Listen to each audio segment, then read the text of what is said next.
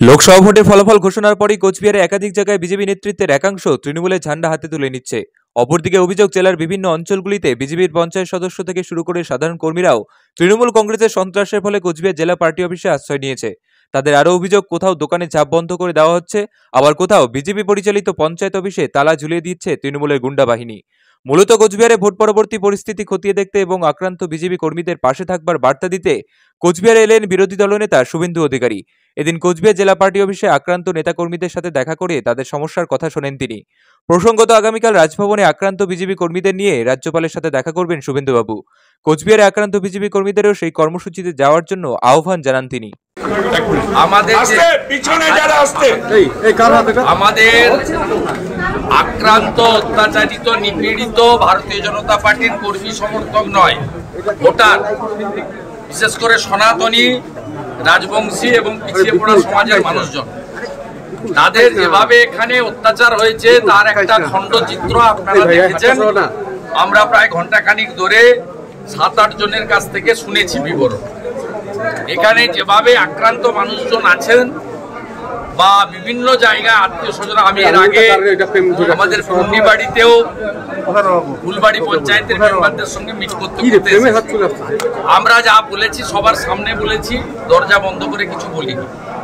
আমি আমাদের জেলা কমিটি, জেলার গ্রেড A1 ফুড কোর্ট মানেই কোচবিহারে গল্প ফুড কোর্ট অ্যান্ড ব্যাঙ্কুয়েট। এখানে ইন্ডিয়ান, সাউথ ইন্ডিয়ান, চাইনিজ সহ মাল্টি কুইজিং ডিশ যেমন পাচ্ছেন তেমনি পাচ্ছেন ম্যারেজ পার্টি সহ যে কোনো অনুষ্ঠানের সুবিধা। আমাদের ঠিকানা কোচবিহার এসিডিসি ক্লাবের বিপরীতে রিলায়েন্স ম্যাক্সের 4র্থ তলে। বিদায়ী সাংসদ নেতৃত্ব নিশীথ প্রামাণিক সহ আমরা সমগ্র আলোচনা করে আমরা আইনি সাপোর্ট, যতক্ষণ না নিরাপত্তা দিতে পারছি তাদের থাকা খাওয়ার ব্যবস্থা করা, তাদের লাইভলিহুডের ব্যবস্থা করা এবং তাদের যা যা প্রয়োজন যেগুলো আমাদের দ্বারা সম্ভব আমরা সে দায়িত্ব তাদের কাঁধে তুলে নিয়েছি।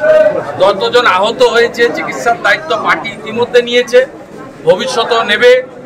পঞ্চায়েত অফিস যেগুলো খুলতে দিচ্ছে না, লাগাচ্ছে, বিডিওকে, জেলা শাসককে চিঠি করা হচ্ছে। যদি সেই চিঠি অনুযায়ী জেলা শাসক হস্তক্ষেপ না করেন তাহলে আমরা তাদেরকে নিয়ে কোর্টের দ্বারস্থ হব। পুলিশ প্রোটেকশনে পঞ্চায়েতের পরিষেবা স্বাভাবিক করার বিষয়েও আমরা উদ্যোগ নিচ্ছি। আমরা আজকে 2টোর সময় জেলার ডিএম এর সঙ্গে মিট করার জন্য আবেদন করেছিলাম জেলার পক্ষ থেকে, যে বিধায়ক সহ বিরোধী দলনেতা জেলা শাসকের সঙ্গে মিট করতে চান, কিন্তু অরবিন্দ মিনা মহোদয়, যিনি তৃণমূলের এখানকার সভাপতি, তিনি আমাদেরকে দেখা করার অনুমতি দেননি। এটা দুর্ভাগ্যজনক বিষয় যে জেলা শাসক রাজ্যের বিরোধী দলনেতা এবং নির্বাচিত বিধায়কদের 10 মিনিট ধরে জেলার যে ভয়ঙ্কর পরিস্থিতি শুনতে রাজি নন। আমরা জানি যে নিশীথ প্রামাণিক মহোদয়কে কিভাবে হারানো হয়েছে। নিশীথ প্রামাণিক 1700 বুথে 60,000 ভোটে লিড ছিল, তাকে 19 এবং 20 রাউন্ডের গণনাতে হারানো হয়েছে 164টা বুথে। এই 164টা বুথে ইভিএম বদলেছেন অরবিন্দ কুমার মিনা পুলিশের সাহায্য, আইপ্যাকের সাহায্য নিয়ে, এবং 19 এবং 20 রাউন্ডের গণনাতে ভারতীয় জনতা পার্টির গণনা এজেন্ট যারা 17C ফর্মের নাম্বারের সঙ্গে ইভিএম এর নাম্বার মেলেনি প্রতিবাদ করেছিল, এমন 3 থেকে 4 জনকে হলের মধ্য থেকে চুলের মুঠি ধরে পুলিশকে দিয়ে বেআইনিভাবে গ্রেফতার করেছে গণনা চলাকালীন।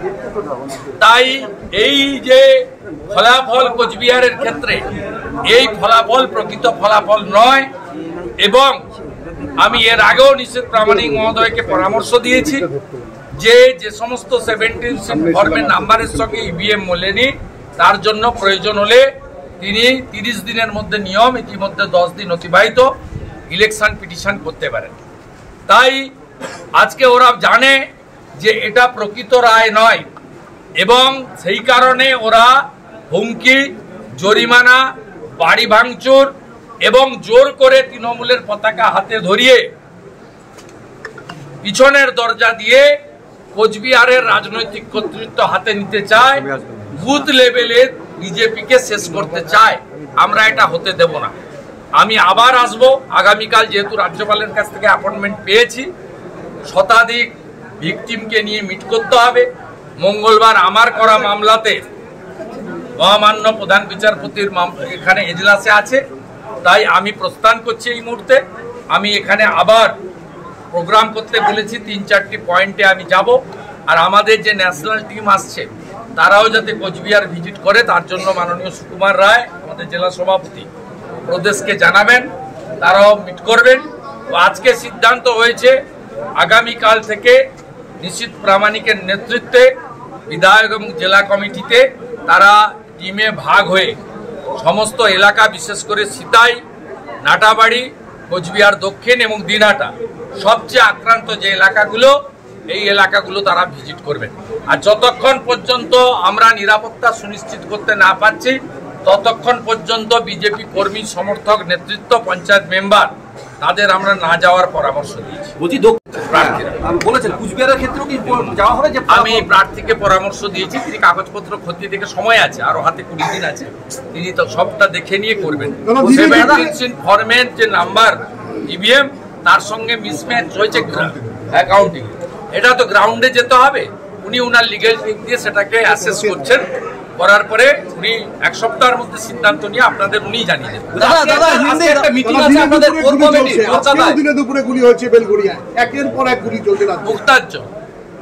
মুক্তাঞ্চল পুলিশ মন্ত্রী এগুলো করাচ্ছে।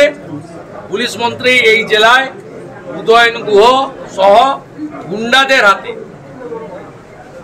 এবং কার্যত একটা বিশেষ সম্প্রদায়ের কিছু গুন্ডাদের হাতে পুরো কোচবিহার জেলার পিছিয়ে থাকা, সামাজিকভাবে অর্থনৈতিকভাবে পিছিয়ে থাকা রাজবংশী সহ, নমশূদ্র সহ আজকে উদ্বাস্তু হয়ে আসা মানুষজনের উপরে, বাংলাদেশ থেকে ধর্মীয় কারণে উৎপীড়িত হওয়া মানুষজনের উপর সীমাহীন অত্যাচার করছে।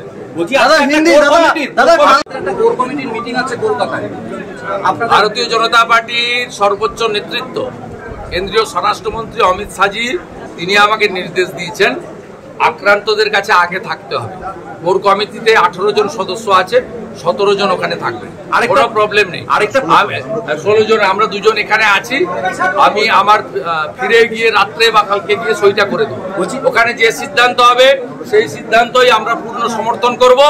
আমাদের দলের নেতারা নির্দেশ দিয়েছেন দিল্লি থেকে যে আগে আক্রান্তর কাছে পৌঁছাতে হবে। বলছি আরেকটা প্রশ্ন, উত্তরবঙ্গ উন্নয়ন মন্ত্রী বলেছেন মাথাভাঙাতে পরশুদিন যে সমস্ত শহরগুলোতে ভোট পায়নি সেখানে উন্নয়নে কোনো টাকা দেওয়া হবে না। বেঁচে থাকতে চান। উনি 1,60,000 করে বিনা ভোটে জিতেছিলেন উপনির্বাচনে, সেটা 20,000-এর নিচে নেমে এসেছে। 26 সালে সেটা -20,000 হবে। ব্রাত্য বসু বলেছেন উনি শুধু মিডিয়ায় টিকে থাকতে চান। উনি যদি এই কথাগুলো না বলতেন তাহলে মিডিয়া আপনার করতো না।